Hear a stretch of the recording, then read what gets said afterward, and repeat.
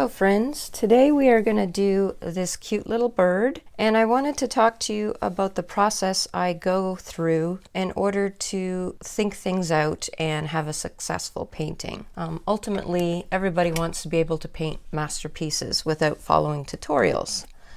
So I'm going to show you how to do it. Watercolor is all about painting in layers and building up colors. We always start from the lightest colors, preserving whites where we need to, and progressively getting darker. This is the reference photo. The first thing that I do is if I have to color correct or if I want a more dramatic scene, depending if you want your painting lighter or darker, you might want to bring in your reference photo into like Pixelmator or whatever you might have. I use Pixelmator in order to adjust anything. And then you have to just really take a look and look at the layers in the reference photo itself. We see that there are some out of focus colors in the background, okay? And you always want to start, think in layers. So we would start there. We would start with the out of focus very last layer and build forward. After we put down some blurriness for the background and let that dry, then we would come in with our middle ground flowers and start to paint in the foliage, okay? Once that's dry, we would work on that main branch in the bird. So let's get started. You want to have a really good drawing to start with. 70% of a good watercolor has to do with a fantastic sketch. Make sure your proportions are right. If you're going for realism, if you're going for something abstract, go for whatever design you are trying to do. And then I take my kneadable eraser, just pull up a little bit. When we're wetting the background, we don't want any of the colors to bleed on the bird, okay? Because he's going to be on its own separate layer. Okay, so we're going to wet just the background. So I'm going around my bird, okay, because I don't want to get any colors on him.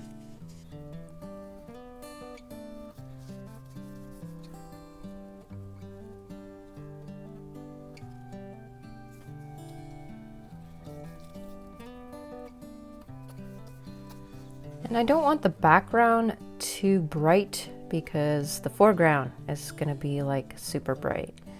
So I'm dropping in just a very, very light, warm yellow.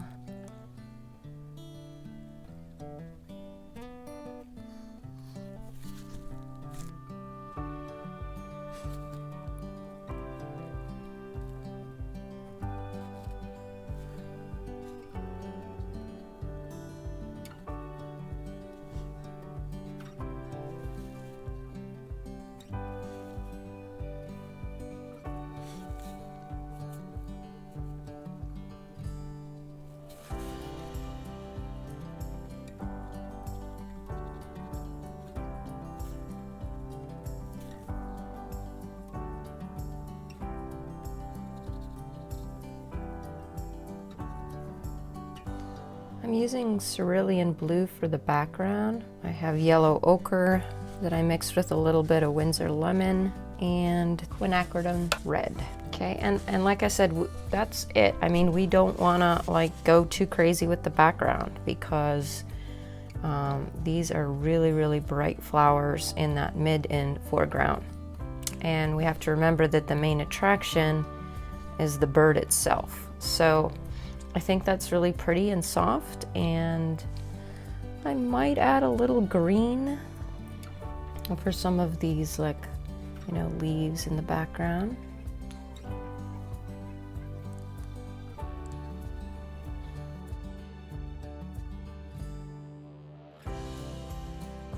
All right, I'm gonna try to get some of these little branches that are holding the leaves, and the buds are pink. So I'm gonna kind of start laying in that part of things.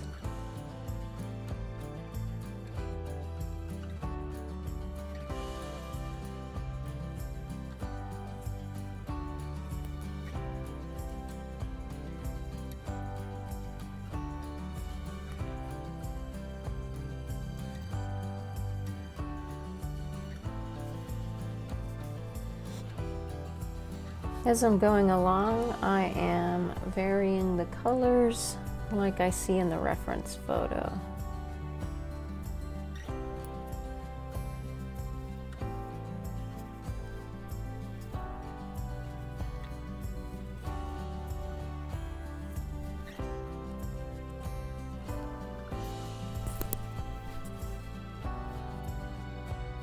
How fucking hard is it to press record? Son of a bitch. Sorry, I missed recording that because I always fucking forget to press record. I'm so pissed off at myself. So from here, we're gonna work on these clusters so you can see how I do that. I need a little bit more ochre. So I'm gonna map out where all these buds are. So then I switch and I'm adding in the quin red.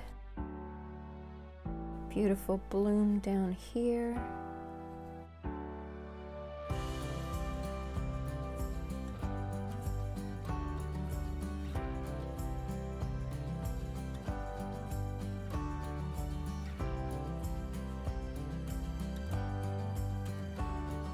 Sometimes I wet the paper first. I have like a nice soft bleeding effect.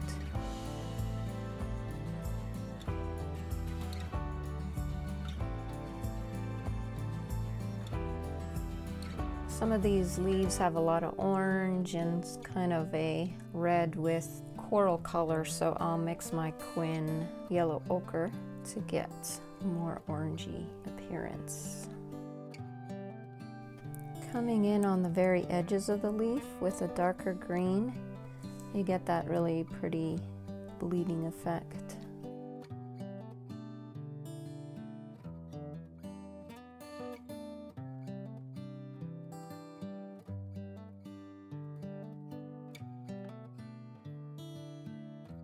Sometimes I'll do wet on wet where I see some more cool colors in the background, a little bit more, just add like I did here. And it's kind of cool to have very transparent and hard edges, kind of looks neat.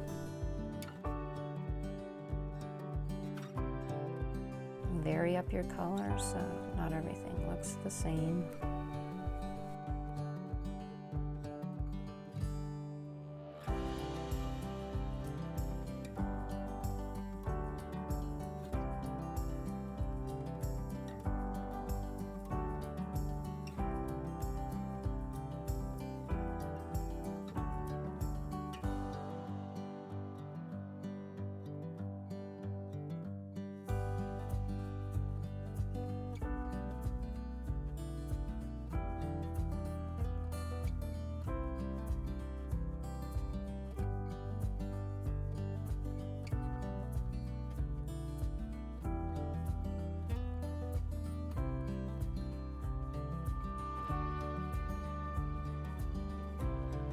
Keep looking at your reference photo and finding all the little buds and the leaves.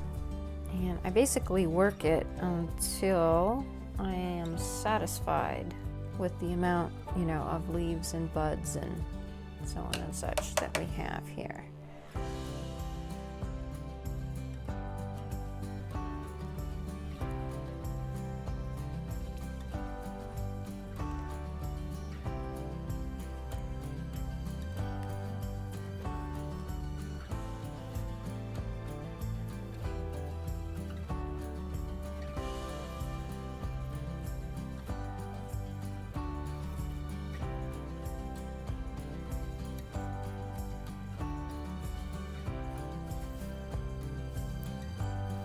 Now I'm going to mix up a shadowy color to get some more dimension onto that branch so it looks more three-dimensional.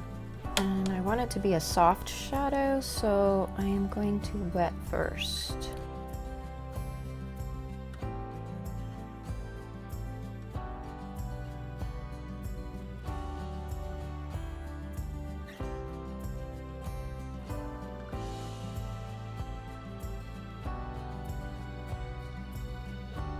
I have a very watery mixture, so I didn't wet this section because I could just wet my brush.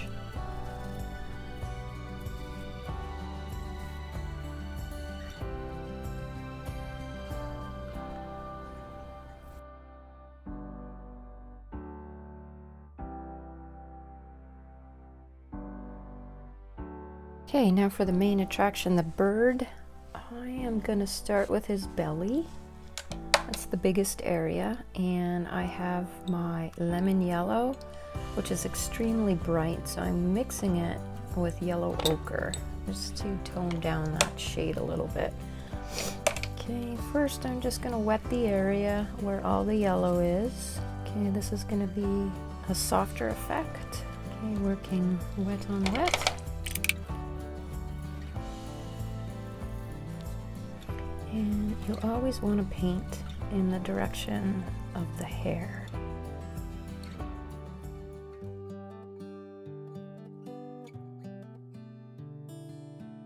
And where I'm seeing, you know, a more brighter color, I'll drop in more pigment in those areas.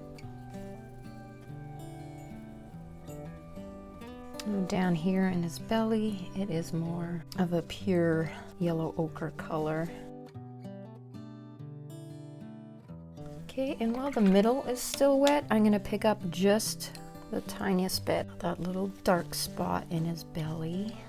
Okay, we're gonna start putting in those hairs.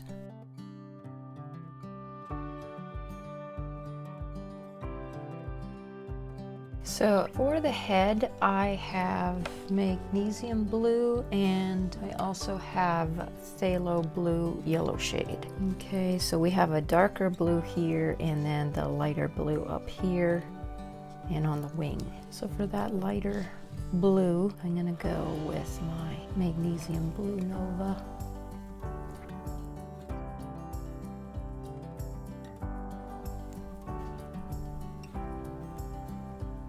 Getting the proportions of your bird perfect, having a very good reference photo will guarantee you to be pretty successful in the painting of it.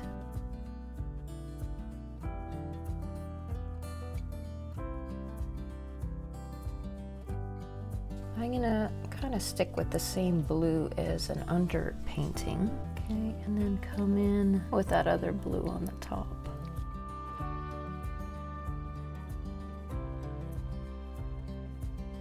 I got a really wet brush now, I might take some of that off, and brightening up this blue. And just using the lightest touch so that the tip, you'll get that feathery effect here. And don't forget, this is just the first layer on the bird. He's the center of attraction, so we want him to look really good. So we will definitely be putting more layers on him.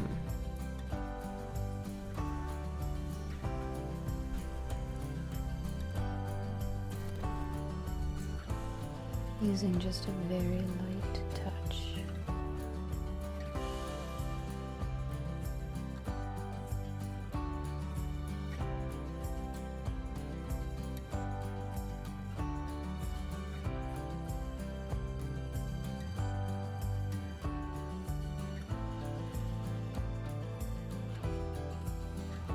Going back over this because the paper is drying and I have a very dry brush.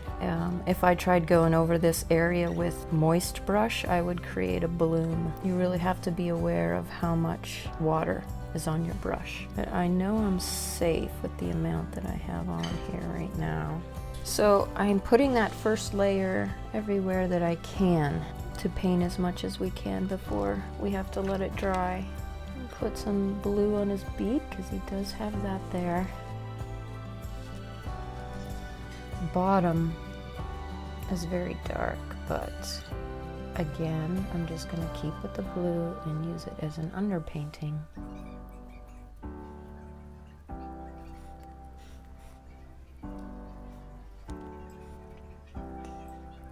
Now I'm also going to put in, you know, his white feathers aren't completely white. There's no true solid white in nature, so everything is shadows, right, to shape. And we want to have a very soft shaping effect, so I'm going to wet his hair first, wet his feathers, I mean. Okay, to put in some of these shadows that I see to shape his head.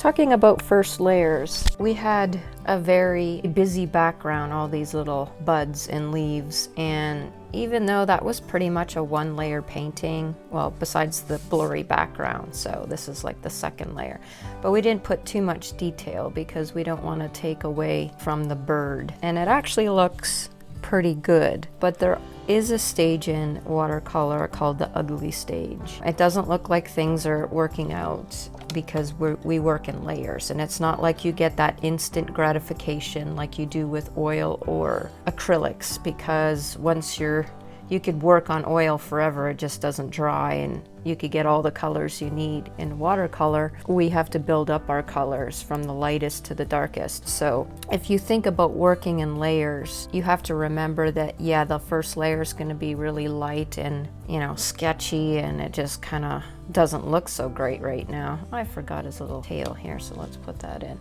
But anyways, don't despair, and remember that this is just the first layer, and it's kind of gonna look like crap for a little while, and you have to stick to it and think, oh, fuck, I suck, you know. You don't suck, it's just that it's the process of watercolor, and you just have to be patient about building up your colors, that's all. All right, so we're gonna let this dry, and I'll be back. He's dry, and I'm gonna start with his head.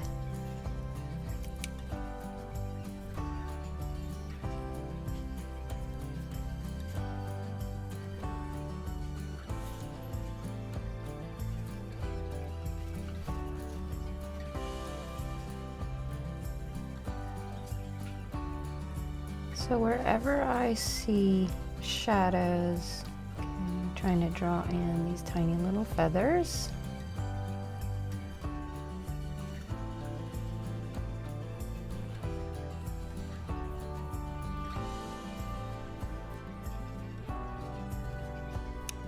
So he's got a reflection in his eye that we're going to capture. Okay, definitely blue on the top.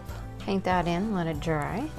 I'm putting in a stronger color here, painting in all these tiny little pin feathers.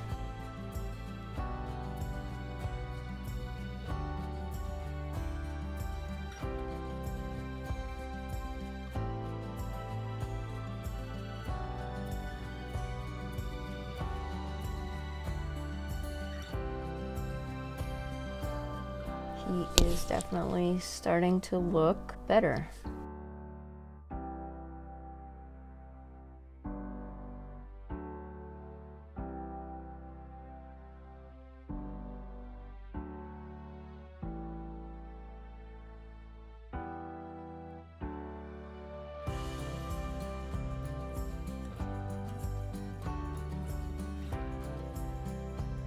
Watercolor too is constantly struggling with your values, well, as any painting process. So a lot of the times I lift up like I did here because I want this to be softer.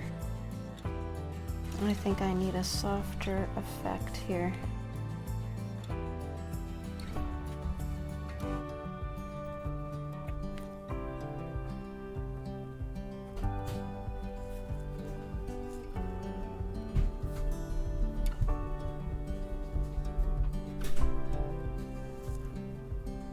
So I'm just adding variations of color where I see it. It's almost like green here and a little bit over there. Now a lot of his belly has shadows, so in order to draw in all these feathers, you need to draw the shadows. So I'm going to take my yellow and I'm going to mix it with my neutral tint, okay, to make a very muddy, shadowy color, okay?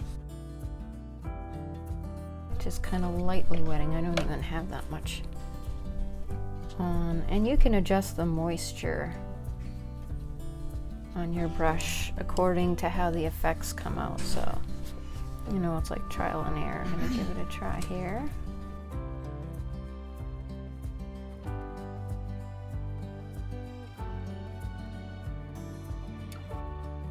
So as I see some color adjustments, I'm just going to make those as I go along.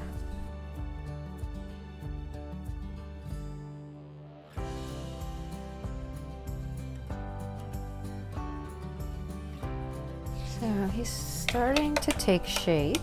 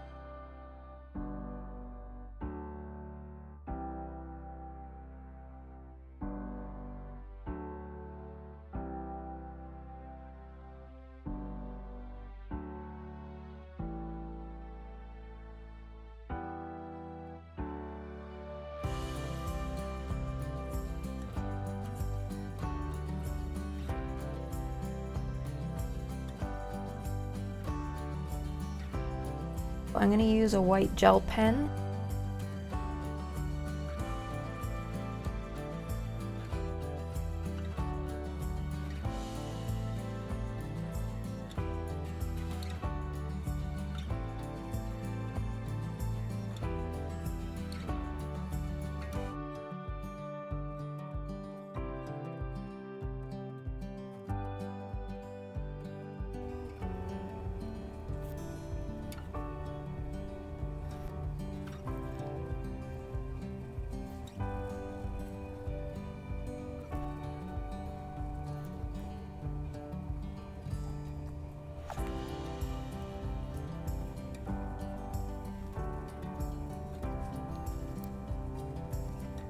There's a shadow under this wing. Put that in place.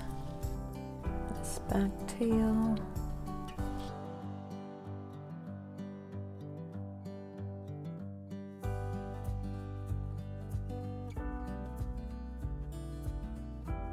He's really starting to look like a bird.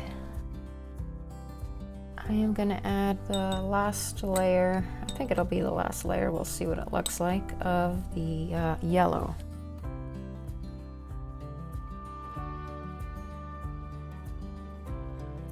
So see, we still have the shadows. We're not losing, you know, those shadows that we have in there.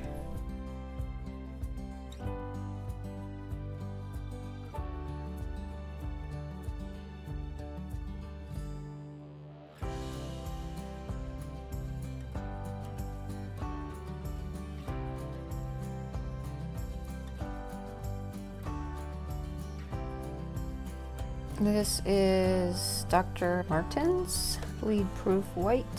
Okay, just to get some of these lighter feathers in here. And just a little bit. I don't want to overdo it.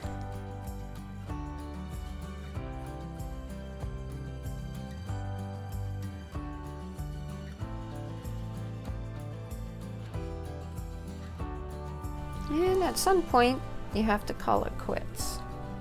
So I think this is looking pretty good. I think he's cute and he's bright enough. We're gonna sign and we're done. See you next week, guys. Thanks for joining today.